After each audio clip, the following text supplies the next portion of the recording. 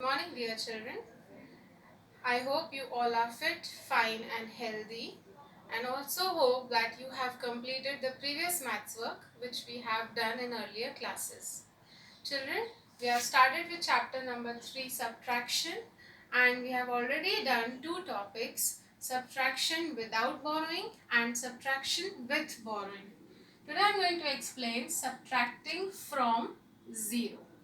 To explain this, children, I have taken an example. Subtract 3429 from 7502. Now, the first step we are going to take is arrange the numbers in columns according to their place values. So, this is 7500 and 0 tens, 2 ones. 3400, 2 tens, 9 ones. Now children, as you all know, always we begin our subtraction from the ones position, ones place. So we start from ones place, 2 minus 9. But as you all know, it is not possible to subtract the bigger number from smaller. So what we do? We borrow it from the higher, greater place value, that is from tens.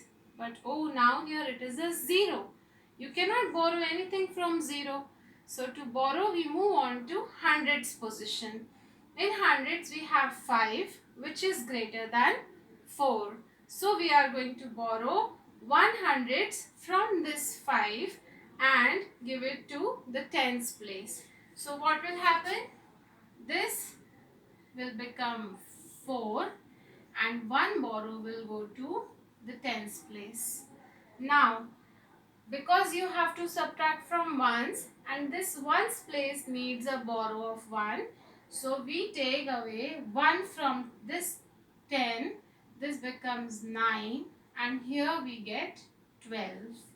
So 12 minus 9 will give you 3. 9 minus 2 gives you 7. 4 minus 4, 0, and 7 minus 3 is equal to 4. So our answer is 4073. I hope this much is clear, children. Now again I am going to explain this subtraction, but we are going to learn one shortcut method which needs a little mental maths. What is this method? Now let's see, children. Here in ones place it is 0. So this 0 goes to tens place and asks for borrow of 1. This again tens place is having a 0. You cannot borrow from this 0. So it sends to hundreds place for a borrow.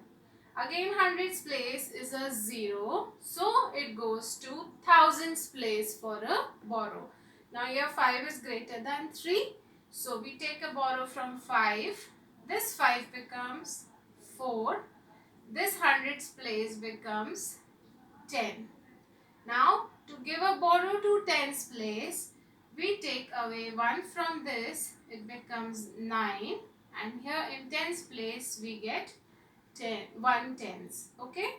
Now again you need to give a borrow to ones place. So this 10 again we cut, make it a 9, and the 1 will go to ones place, making it 10 ones. 10 ones minus 5 ones will give you 5. 9 tens minus 7 tens gives you 2. 9 hundreds minus 8 hundreds gives you 1 hundreds.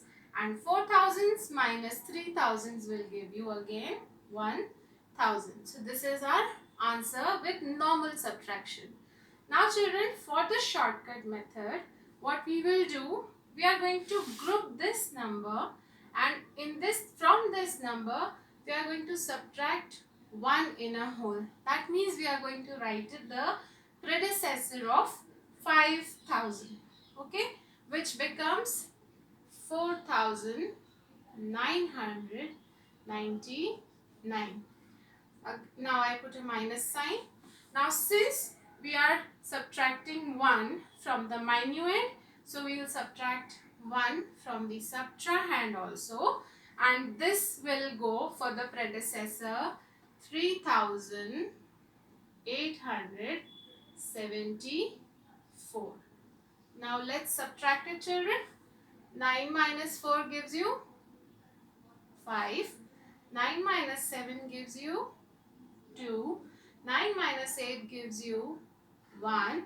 And 4 minus 3 gives you 1. Isn't it easy, children? Just writing the predecessor of both minuend and subtrahend and subtracting will give you the same answer of subtraction.